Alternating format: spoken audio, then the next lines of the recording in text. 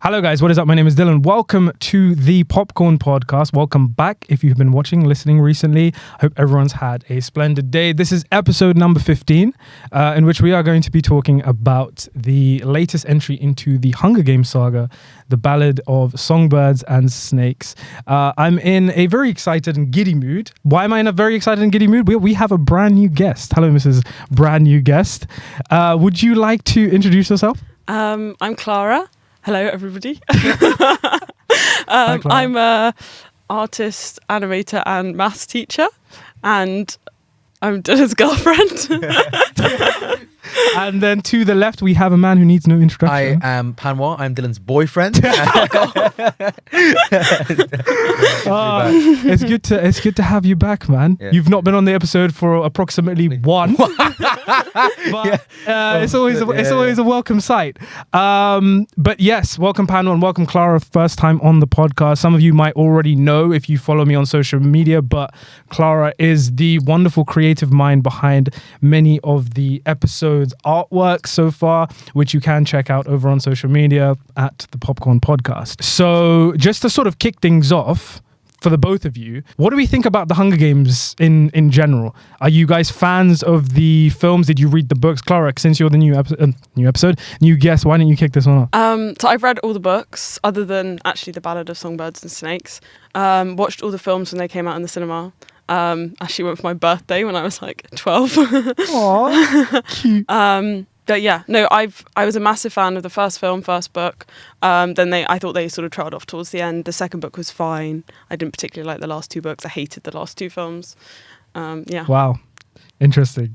I feel like I'm kind of in a similar boat to you. I mean, I've read the first book when I was a kid, but don't really remember much of it. And with regards to the films, I feel like I really enjoyed the first two, and the last two, the Mockingjay films, were just, I've only seen them one time, but like they didn't really impress me, and they never really gripped me at all. Yourself, Panwa? For anyone who's seen the wonderful masterpiece, The Green Hornet with Seth Rogen, one of the great lines in that movie is, I don't read shit, but when they adapt it into a movie, I'll see the shit out of it. However, this was like the only exception. I actually read those books. The Hunger Games. Yeah. Did you? Yes, yeah. And I don't even read my own scripts. So Catching Fire was my favorite book. It was my favorite film. And I think the first one was fun, but it wasn't as well directed as the Francis Lawrence ones. I think he brought definitely a level of gravitas and weight to the franchise. And then actually, I agree with you. I think the last two, they really kind of started to trail off. I think they didn't need to be two parts. One, long, like 2.5, 3 hour long film would have been enough. And they just started getting really depressing and very low on like the action, the fun of the Hunger Games. Mm-hmm. Got way too political and way too kind of like smart for its own good, I think. I really disagree though that the second one was where it got good. Already? Really? Yeah. Oh! Already? I feel like the first one was a lot better at capturing the like grittiness of the districts and the like smoothness of the capital and setting everything up. I felt like all the second one really did was bring a sort of Hollywood gloss to it all. So I like the Hollywood gloss. Lost, you love it. Lost the real heart of what the Hunger Games was meant to be about. What's cool about the second film was that the idea of the quarter quell, where they would actually have all the all-stars of all the victors. Yeah. Like, what better could it, like that on paper would be the best Hunger Games, because you get the best of all of them. Yeah, whereas I felt like that was almost a bit lazy. I was like, well, I've done the Hunger Games. Like, to make Katniss a mentor, like do something interesting, like bring in another girl or boy that she has to like mentor and protect. And what is that relationship going to be like? Are they going to die? Are they not going to die? How is she going to handle the politics of the capital? You'd have another Hunger Games, but why just put her back in the Hunger Games? You've done that story. But isn't that to do with That's the book. Yeah, no, right? sure, that is the book. But like, for me, it wasn't about the like... Clara, which was your favorite movie? The first one. First one? Oh, Yeah. wow. I mean, I'm kind of in the middle of the pair of you. I think the first one is sort of the best one. I think in terms of sort of what it was able to kind of depict with regards to like violence and like brutality, and how it sort of pushed the boundaries of that in a sort of rated 12 film was like really great, and like sort of a young adult film that was really great. The second film I really enjoyed as well, but it has a completely different sort of DNA almost in terms of filmmaking than the first. It is a classic case of, a sequel with a bigger budget trying to go bigger and better. And then sort of go on. No, I was just going to ask you a question, because you like specifically said a 12 rated film. Do you feel like there is something a little bit not 12 about these movies. Not 12 about these Absolutely. movies. Yes, that's so dark. Yeah. I think the concept behind it is Kids get blown up in the last one. I think it's so messed up. But Yeah, because I was just thinking about this because I work in a cinema as well, and I was literally turning away 14-year-olds from seeing Air. yeah. And yet I would let 10-year-olds in with their parents To go see Hunger Games. To go see Hunger Games. Like, That's crazy. how messed up is that? Yeah. Yeah. That this like narrative of violence is so like, and I'm not saying it's going to make kids into like serial killers or anything, but it's almost like desensitizing the younger generation to what is genuinely awful. Yep. And I think, especially like looking at what's going on in the world in the moment, that people are just like, oh yeah, that's just life though, because they Yeah. like are exposed to it from like the age I of 10 now. rewatched Mockingjay Part 2 yesterday. There are literally hospital bombings, kids getting blown Yeah. up, Yeah. like people getting tossed into like hot oil and boiled alive and like explode. Like it's so dark and it's so depressing. Yeah. And actually, just to go on what you said as well, the way Francis Lawrence depicts it, if you've seen Red Sparrow, you know that this guy's like what we were talking about Martin Scorsese last time. The way he portrays violence is very actually kind of like he's just going to show it. There's no cutting around it. There's no quick cuts or camera whip pans or anything. Unlike the first one, directed by Gary Ross, I believe, that was directed more like a traditional young adult movie. Whereas when Francis Lawrence came along, he, dare I say, he took it more seriously. He took the material more seriously and showed the violence and showed all the horror of it. Like, he showed it. Like, he did not shy away from it at all. And I think that's what I liked about the movies, but also what made Mockingjays Part 1 and 2 way too depressing. Right. as movies. That's interesting because I almost feel like, I mean, the first one for me is the most sort of brutal, visceral Really? experience, in my opinion. Because, I mean, all of them have a rated, well, in the UK, a rated 12 film. Yep. So I think, like, obviously, if you're talking in terms of like how a studio takes a material, obviously it's had like a cult following beforehand. And in order to capitalize on that, they need to, they've given it a 12 rating to make it more sort of accessible to sell more tickets. And I think who directed the first one? Gary Ross. Yeah. I think what he was doing was really sort of like pushing what you could show with it. Yeah, exactly. There is blood and whatnot, but like the cornucopia sequence, it's very brutal. It's very, exactly. But one of the things you'll notice actually, it's just the camera thing is like, for example, whenever Alexander Ludwig, what does he play? Like Cato? Cato, yeah. Cato. He like whenever he slashes across someone, the camera will kind of cut out, like you know, whereas Francis Lawrence, when like Finnick, when he like just lobs a trident at someone, it just stays on the guy like falling back. And but in a way, I feel like this is what I sort of feel like about the violence. The suggestion of the violence is in a way scarier, and like Yes. you feel like what would in that situation. It's I so don't know, fast and you're looking around. You're looking around, you're doing that, yeah. like you see like the movement, but really what you're concentrated on is like getting your bag and running the fuck out of there. Like that's what you're thinking. And I feel like in the first film he did that. You got really the well. sense of the like Panic. unsteadiness of like and the panic and all of these things. Whereas in the other one you're like, yeah, okay. Yeah. I think my favorite choice about the first Hunger Games was the countdown, right? When the first, it was just ringing noises. No sound afterwards. Yeah. No sound. Because it's sheer panic. Yeah. Yeah. And so I really like that because that's exactly how you would all we would all feel Absolutely. if we were in No, that. I think exactly. that scene is maybe the best sequence in the entire saga. It's the most relatable as humans. I think so. And I also to say what actually you were saying about like how it just cuts. I actually think in many ways that's more effective because sometimes what you can't see is like scary. more scary. Can I ask you guys, just for Of fun, course. not counting Songbirds and Snakes, could you rank the 4 movies in your opinion? Dylan? 1, 2. I can't remember. I mean, Yeah, I can't remember the difference between 3 and 4. are you with the new one? No, not with Not with the new one. no. 1, 2. 3 and 4. I like. I Okay. can't really. I've only seen them the one time. Yeah, same. Really? I would be Catching Fire. Oh wow! What, part Mockingjay. one? No, Catching Fire. Oh, is Catching the Fire, second yeah, one. sorry. Mockingjay Part 2, then the first one, and then Oh, serious? Mockingjay Part Really? 1. Yeah. Okay, interesting. Right, and I'm interested to see where you fit Songbirds and Snakes. Oh, yeah. We'll get into that in a sec. So the Ballad of Songbirds and Snakes is a prequel, of course, taking place 64 years before the first Hunger Games film. The film follows a young Coriolanus Snow before becoming the tyrannical president of Panem. With the 10th Hunger Games fast approaching, young Snow becomes alarmed, but sees a chance for change in fortunes when he is assigned to mentor Lucy Greybird from District 12. Songbirds and Snakes is told in 3 distinct chapters. Part 1, The Mentor, which is the lead up to the 10th Hunger Games. Part 2, The Prize, which is the games themselves. And Part 3, The Peacekeeper, which takes place after the games and focuses on the life of Snow when he is drafted as a peacekeeper, helping to restore law and order amongst the districts. So Panwa with going into Songbirds and Snakes, did you carry the excitement from the original films into this film? Or was it a film that, since it's been such a long time since Mockingjay Part 2, you were like, yeah, sure, I'm going to... The thing is, I wasn't that big a fan of the Hunger Games. Right. I liked them, but I'm not like a die-hard fan, even though I read the books. So for me, going into this movie, I went in for two reasons. Number one, I really rate Francis Lawrence as a director.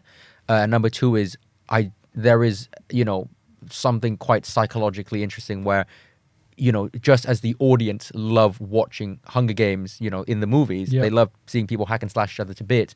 There is something cool. That's why we play Fortnite and PUBG. That's why Tarantino and all of us love Kinju Fukusaku's Battle Royale. There's something very, very relatable about seeing, young people go into battle to basically hack and slash each other to bits, because it makes yourself think, what would you do in that situation? Yep. So my point is, I like Francis Lawrence, and number two is, I think there is kind of like, it sounds sadistic, but it is weirdly entertaining to see how kids of our age or younger than us even would handle something like this, because it will never happen to us. So it's almost like we're in a safe space. You go kill each other just for my entertainment. And Clara? I was really excited. I think I underplayed how much maybe I enjoyed the books and the first film. It was like, I want to say a big part of my childhood, but I definitely, when I was like 10 or whatnot, did the Katniss plot for a while and like... Why didn't you do it for this episode? Yeah, it's too long. And like, I was really excited about seeing this film. Like I went with one of my friends and we'd watched all the other ones together, and I don't know, it's like bringing back childhood memories. I was excited, and it's good. I think young adult films and novels are interesting in sort of seeing the like temperature of like how young people are feeling and what they respond to, and I think that is interesting. And the original Hunger Games, I think, for like the other sort of YA trashy things like Divergent, had a more interesting idea behind it, like sort of the psychology around modern society and politics and like what it meant, like all these different things it was exploring. Right. Whereas like other things didn't do that as well. And I think it is just interesting, and I did respect those films. I agree with you. For me, this film wasn't really on the radar for me until it was. So my kind of expectations going into the film is that, I thought I'd enjoy it and I thought it'd be solid, and I was somewhat excited to sort of get a fresh take on the world of Panem, I guess. And from the original films and the first book, I always found the President Snow character to be sort of a fascinating one, but one that I never really understood, or I never really understood. He was always kept at arm's reach from me. So when they announced that they were going to do an origin story for him, I was like, yeah, sure, I'm down for that. And I thought, in terms of my overall ranking of the films, I felt like because I enjoyed the first two, was disappointed with the last two, this one would kind of slot somewhere right in the middle, right? That's what I was expecting, and I just don't know. I did not really love this film, guys. I'm going to be completely honest. I know, Panwa, you have a completely different take on this. I was pretty bored at times. I thought some of the stuff was a little corny. I was confused, not at the events taking place, but more so sort of the intentions of the characters. I just felt quite emotionally disconnected from them, and despite having to cover a lot of ground in entire novels, so to speak, I just thought the film was too long. I thought the pacing was off. Look, having said that, I don't think the film is like straight up awful. There are things that I kind of enjoyed here and there, but I have a lot of problems. Clara, I feel like you share a similar kind of take on that. Is that Yeah, no, that's totally correct. Like, I didn't really enjoy the film. I thought the characters were underdeveloped. The whole origin story didn't really make sense. In terms of the games themselves, I wasn't that fascinated or interested, I guess. Right. I definitely thought, because I really liked the Snow character, maybe it was just great acting from the last films, that I was sort of excited that they were going to do something really interesting with that. I've always been kind of interested in the like mentor tribute dynamic in general. I think that's an interesting thing. Haymitch was a great character. Haymitch as well was brilliant, and I thought that was so interesting. So I thought the ideas behind this were all really good. I just didn't. For me, it didn't carry off. Yeah. Well. And Panwa, I know, going into this episode, I know you have a very different take to myself and Clara. You said in your review for the film, I'm going to quote you on this. This is my biggest movie surprise of the year. It does in one film what all four of its predecessors tried to do combined. in your opinion, this is the most complete battle royale style film since Fukasaku's original. Yes. Take it away. I mean, I think this is my favorite one of all of the Hunger Games movies. I think for me, it addressed and corrected every single issue I had with the first 4. And for me, I can describe everything I like about the movie in one word, and that is sincerity. This movie, in many ways, is the complete opposite of the first 4 in execution, in tone, in what it's trying to do, and the characters themselves. I, to be honest, was never the biggest fan of Katniss as a protagonist.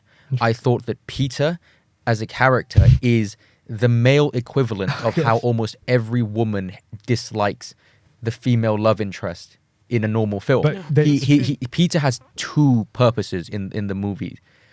Get saved by Katniss and be in love with Katniss. That is literally all he does in the movie. And so how refreshing it was to see both Tom Blythe and Rachel Zegler give performances that I loved more than the original Well, you cast. see, I think although Peter represented, so Peter and Gale weren't full characters, they weren't full people. They represented Katniss's choice between this and that, love and safety, or danger and home, and this, that, and the other. Well, for me, Rachel Zegler was just, again, underdeveloped, just a character that represented Snow's choice of love and freedom. That for me, so I guess maybe partly because I'm a woman and you're a man, that just didn't play for me, whereas it does for Katniss. So my issue with the Katniss character was that, she was obviously a very introverted, kind of a closed off character, and I think actually you use the word kept at arm's length because of the Katniss character, but also because of the style of the filmmaking and the tone. My issue with the Hunger Games movies in general was that I always felt, as an audience member, I was kept at arm's length. And when you have a character both with Snow and with Lucy Gray, who are both so open and both so kind of unsubtle and unnuanced, but I mean that in a good way, and so sincere was my adjective. It made me enjoy the movie a lot more. And one of my issues again was that her relationship with Gale or Peter was both very insincere. She didn't even like Peter for half of the first movie, and so all of the things I didn't like, for example, the Hunger Games movie for me, which in general was, they're very subtle. They approached relationships, they approached politics and everything in a very subtle and nuanced way. And maybe this is just me and my film watching journey. I've gotten quite bored of kind of subtle and nuance. I just, if you're in love, just be in love. If you want to speak about how you feel, Rachel Zegler doesn't just speak about how she feels, she sings about how she feels. It's just go for it. You said the movie felt a little bit kind of corny and cheesy and goofy. Right. Yeah. That's what I loved about it. So what you didn't like was what I liked. So this obviously comes down to personal preference. Yes. I feel like what you're saying about sort of Katniss and Peter's dynamic in the first Hunger Games film, more subtle, more nuanced. They were building to something.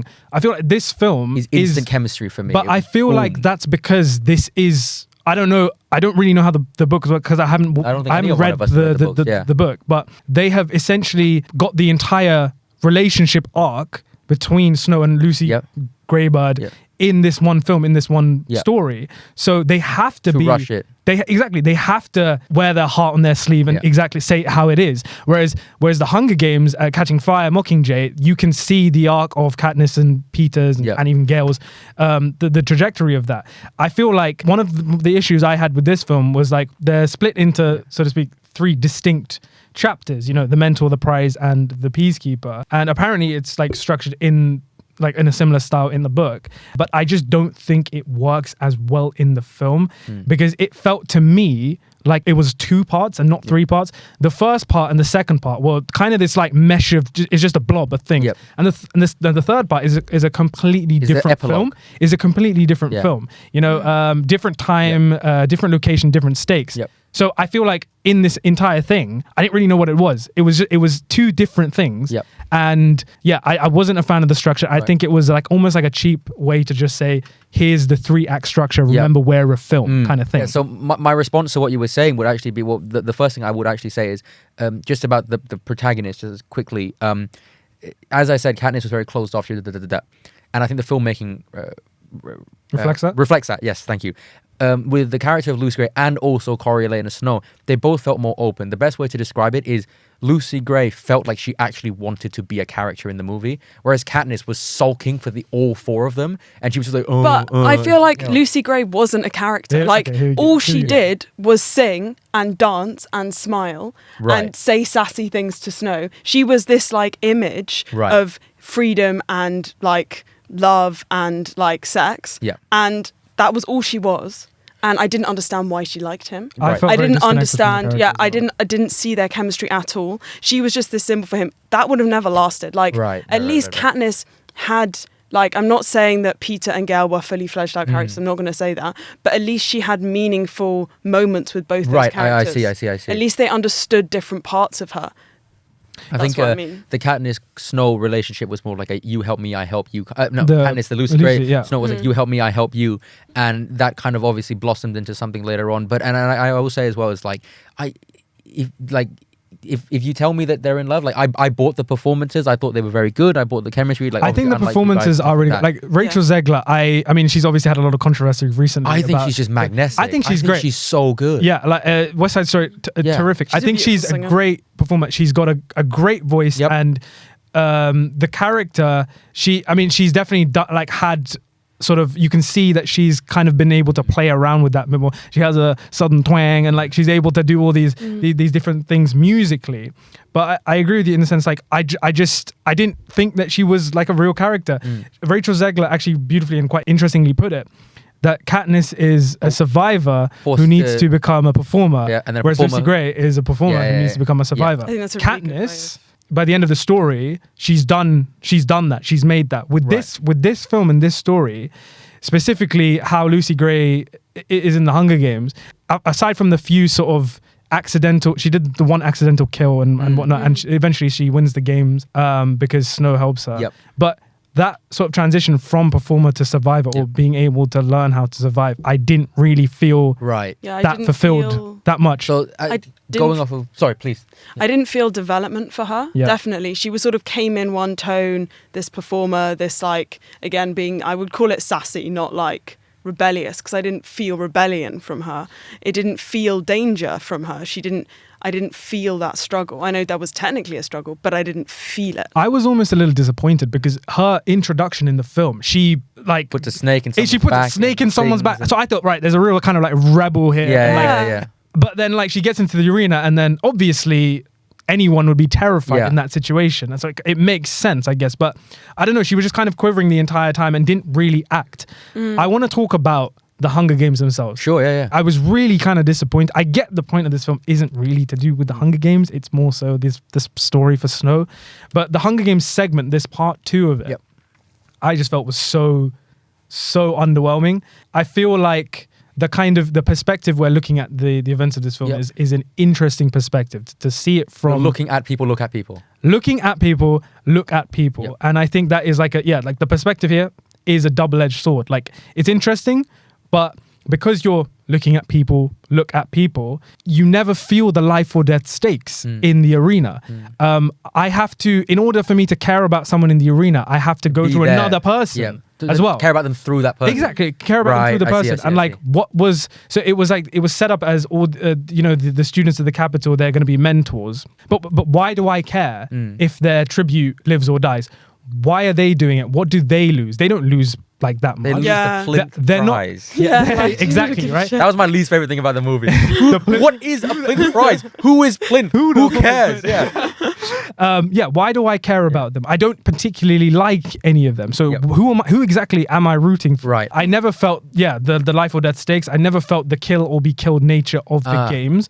Nor did I care about any of the tributes themselves. You know, whenever any of them died, it was very kind of like low impact for me. Right. It was just just watching them drop like flies. And I thought one of the most disappointing things about the games itself was the arena itself. I thought it was so bland, right? And like just the way it was shot as well, I just wasn't a fan of. It was just essentially this one big room, and everyone was kind of just like sort of swinging for each other and nothing.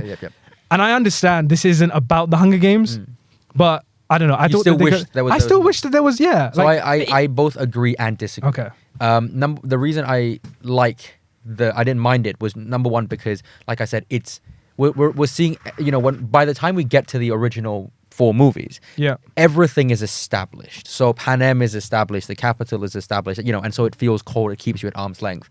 Whereas with this one, even with the way the characters dress, even the capital itself, everything is still figuring itself out, and so it almost feels more endearing. Like you're on the journey of evolution with them, and therefore when they do things in a more rudimentary, normal way, and things is going wrong, I almost feel like, oh, okay, cool. Like I get to see how you were discovered. I think that's why it works well as a prequel. And with the arena themselves, of course it's boring, and I didn't mind it so much for 2 reasons. Number one is because I can go watch Catching Fire whenever I want, and that's an awesome arena. And I certainly hope, this is my thing, is like I don't know about you guys, but they should totally do like prequel series where each episode is just one Hunger Game. No, so I think and that's just fun, make stuff up. Like give me like a snow map, give me a desert map, whatever.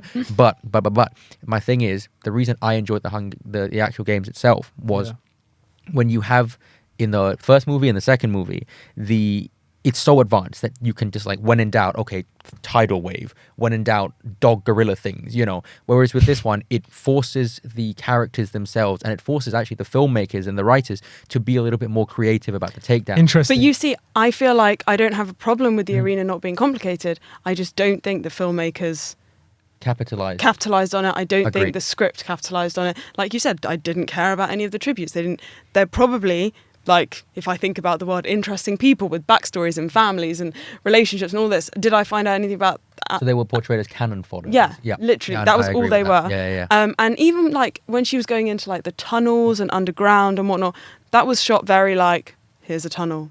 She's sitting in the tunnel. I'm like, great, thank you, well done. And also, I agree with you with this one, where like all of the tributes were like the most stereotypical. There's like the evil one who like betrays everyone, and then there's one that I kept calling the air assassinator, because she was just perched up on that thing like she was like Batman or Spider-Man in a video game. And I was like, press X to air assassinate, and just jump down and kill someone. I was like, that is literally. And then there's like the big guy who gets ill, so he can't get to show his strength and stuff like that. So and then you have walking tuberculosis as well. Yeah, and you just have like someone who's like, but obviously they did do certain things like poison, and they did, they tried to be clever. But if you watch the original Battle Royale movie, it's so much more clever, This is what I wished it was more clever. Yeah, this is what I kind of hoped this film would do. That in like Battle Royale, you got a group of kids and put them in an arena, and usually like my initial problem with the Hunger Games was, if you put a bunch of kids in an arena, why are they going to kill themselves? Or each other, sorry. And like, what was interesting about Battle Royale is you had this transition between why people were choosing to partake in the game. Yes. And like, people ended up killing themselves, or people ended up actually partaking. And I kind of thought that this film might explore why this had become a tradition that everyone accepted. Yes. I wish that by virtue of the battle arena itself being more simple, that they would then explore more the psychological nature of the Hunger Games, which they did, but not nearly as much as they could have. But certainly, in my opinion, still more than like Catching Fire. I see. Yeah, maybe, to be fair. So with the actual arena itself, it is essentially this one big space, this room, and then you have the odd tunnel there. And the air. Don't forget the air assassinator. The air assassinator. My problem here was, I have this, like, this is a general problem I have the entire film. I just wasn't a fan of like the filmmaking, I guess. Wow. I wasn't a fan because they shot everything in wides. So this is everything in wides. If someone sit like this, the entire screen is just their arm. I was like, that shot, we were speaking about this in the car, where there's like tender moment between Lucy Gray and Snow, and they're like faces are this close, it's like emotional. And all you see is his like arm. I was like, what? I thought that worked actually to the detriment of in the games themselves, because where you actually want to be is with the characters and in their kind of perspectives, I guess, and like you want to sort of sympathize for them, I guess. But making the choice to shoot everything in wides, especially in a basically a blank room, everyone's just got like swords or just utensils and whatever, and they're swinging for each other.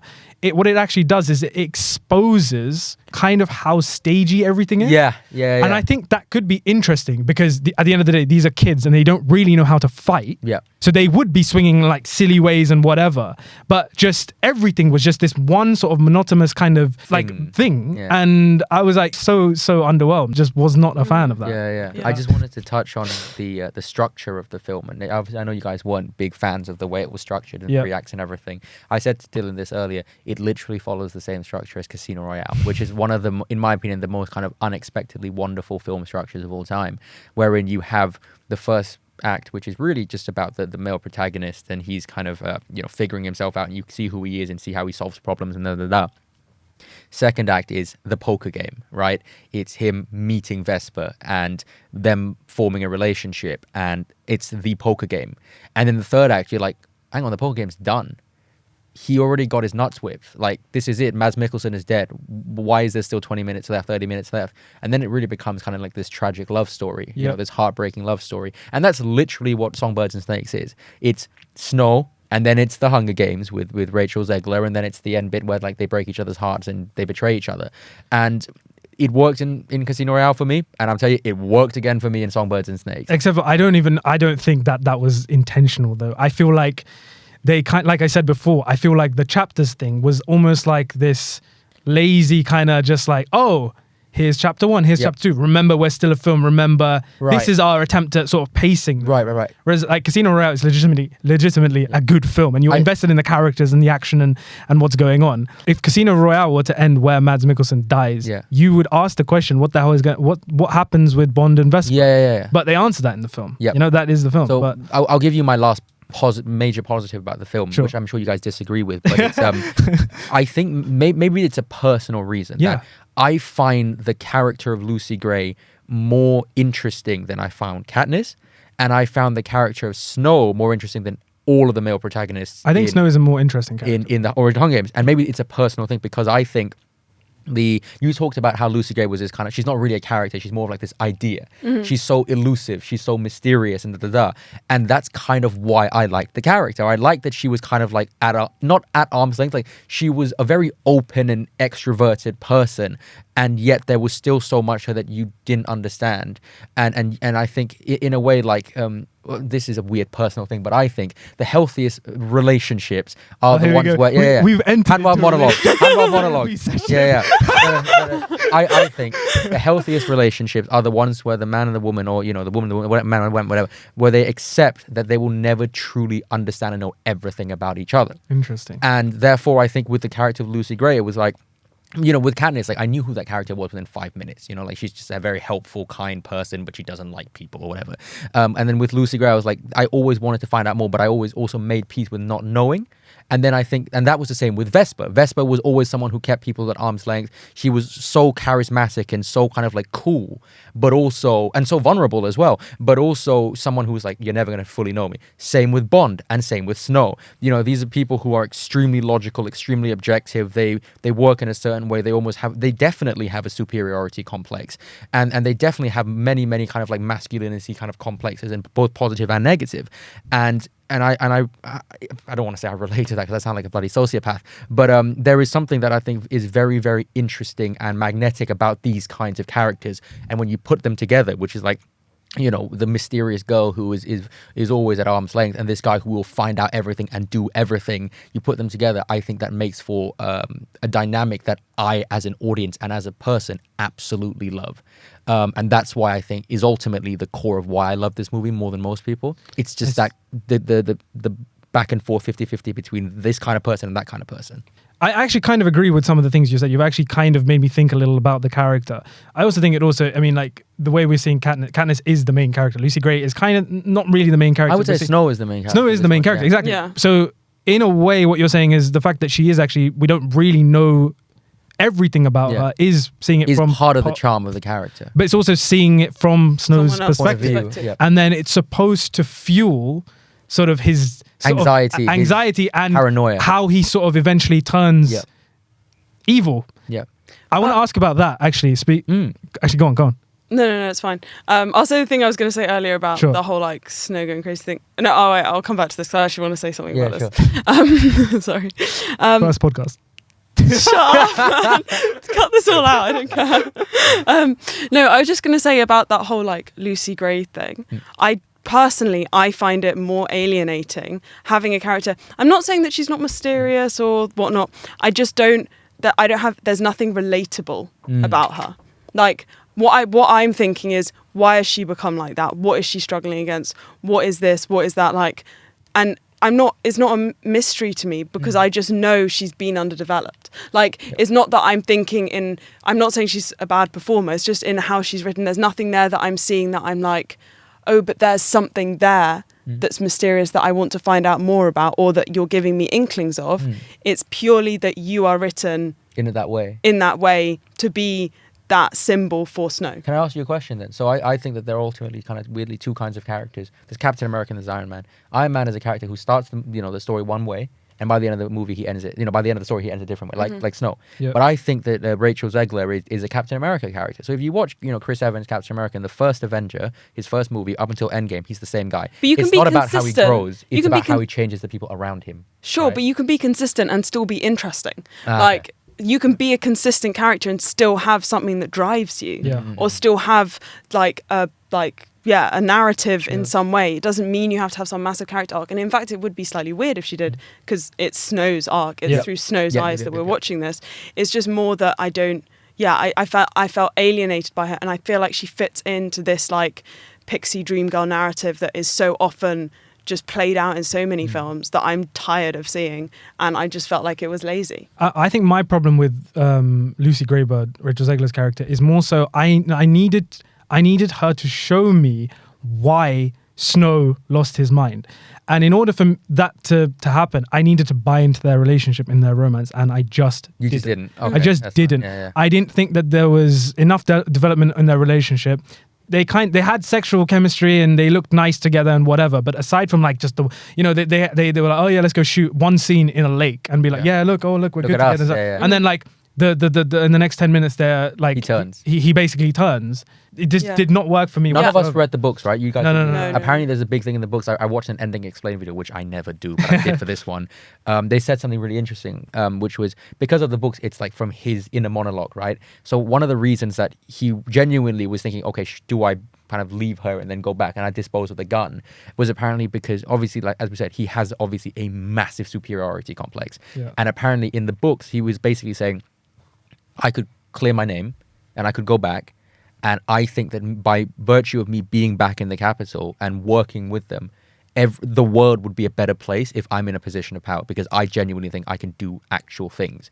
And that's because of his superiority complex. But that, for me, is actually a very interesting and complex reason. But we never get that in the movie. It's never voiceover. Really, exactly. Yeah. I want to talk about the ending because I feel like the ending just came off as so cheap in a way. Like he turns, which in my opinion he turned way too quickly. What I was going to say before was I feel like that was the part where the wide angles really alienated me, right? And I felt very like student filmy, sort of big forest guy wandering around.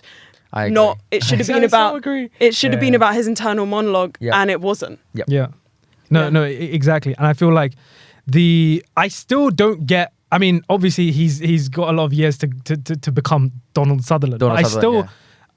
The way in which the film ends, he sort of like he poisons Peter Dinklage, but who, by the way, Peter Dinklage was great in the film. Viola Davis was great in the film. Yeah. Jason Schwartzman was great in the film. Oh, he was so good. I loved him. The characters aren't like. I mean, they're kind of just there. There's Viola Davis is going like camp, and it's great and it's entertaining and whatnot. Whenever any of those three were on, I was like, yeah, cool, I'm back in. Anyways, back to the ending.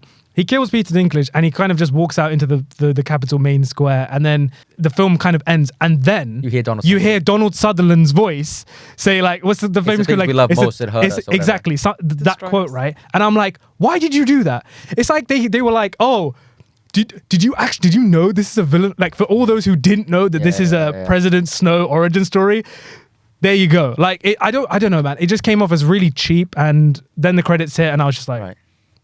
Okay. Yeah, I don't know. For me, I was just said this to you guys. It's like, because it's so Casino Royale, fine. He may as well have just like gone up to Viola Davis and be like, "M, the bitch is dead." You know what I mean? It's like it's so. He literally has a conversation with his M, which is Viola Davis. Not Judi Dench. And stuff like that. And then he kills Peter Dinklage, and then he shoots Mr. White at the end. It's literally like James Bond. It's like literally the same ending. And that's why I kind of liked it, because I love Casino Royale. I know it didn't work for you guys as well, but for me, it works. Fair enough. I have a question though. Go on. The So one of my favorite performances in the film was one of my least favorite characters, which is Rachel Zegler's real life boyfriend. He plays Sejanus. He is the biggest doof in history. I fucking hated that character.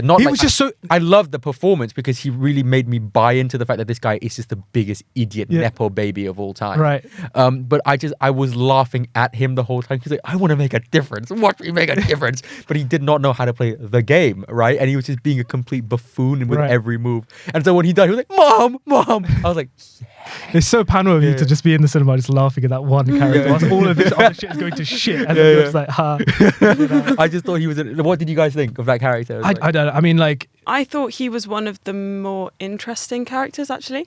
I think talking about the Hunger Games being a sort of like the first one, being a YA sort of novel and film, but also being a bit of a political satire about sort of how we view current events and how our very sort of, we have to like view all these things going on at the moment, from Russell Brand to Israel Palestine, as this kind of like sensationalized, like on our phones, these battles that aren't really real for us but are for so many people, I think is sort of what it's talking about. Yep. And I feel like in this one, this was the only character that I really felt that idea of we're all here thinking we can make a difference and actually we're just idiots.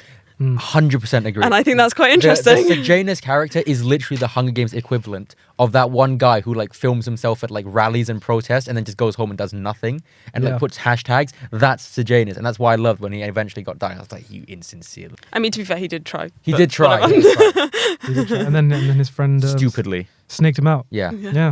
That's why he's a snake, not a songbird. Ooh, very perceptive of you. In the spirit of just lightheartedness, we are going to be reacting to some Letterboxd responses to the Ballad of Songbirds and Snakes. You guys can say whether or not you kind of agree with the people I'm going to talk about or not. So first up, we have Graki. Just straight up says, caught myself getting upset when the bad guy I know is bad turns out to be bad. I mean, is he a bad guy? Yes. What? You know what I'm saying? Like, is he? I'm joking. You know? He poisons a couple people, but like, you know, he wants what's best for everyone. Yeah. And keeps the Hunger Games going. He just wants control. And people are hungry. every villain is the hero of their own story. So, Emily Kay has said this film is a masterpiece, actually, and has said, me, when the situationship who broke my heart and left me in the woods introduces me to a plant, and then 64 years later, a girl named after the same plant starts an uprising against my government. Accurate. What did you think of that little Katniss moment? You know that what? was so You know what? Someone like was like, oh, in that cinema. Someone literally goes, oh. I was like, oh, yeah, well done, mate. You did something there, didn't you? And then, like James Newton Howard, like played her little light motif. Next up, we have Tyler, who's rated the film 4 stars and has said, yassified Eminem enters his reputation era. Yeah, facts. Interesting. I don't. What does yassified mean? Anyone ask yourself?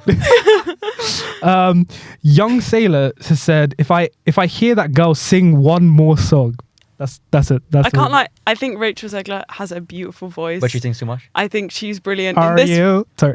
In this film, I was a little bit like, oh my god. To be fair, I will say this one thing is that there was like a when in doubt, sing. Like, the filmmakers like we don't know how to transition to the next scene. Sing. You know, like there was so many like that's like the tape on like the water, like you know, when in doubt, just slap Rachel Zegler's voice on it. You know? Yeah. Casey, who's given the film 3 stars, says, why did Slim Shady do that?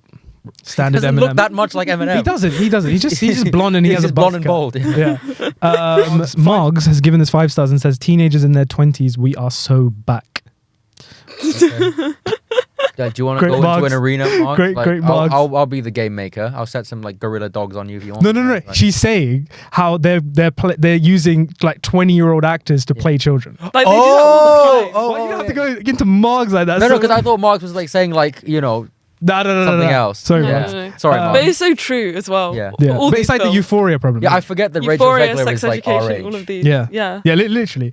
Luke has given the film 3.5 stars and says, when your girl dumps you, so you become a fascist. Facts. Heartbreak turns you into a lot of things, you know. Heartbreak can turn you into 007. Heartbreak can also turn you into like a dictator. Who knows? Corey has given the film 4 stars and says, let's all take a moment to appreciate the casting for Lucy Gray because Rachel Zegler, you a star. Yeah, I think she is.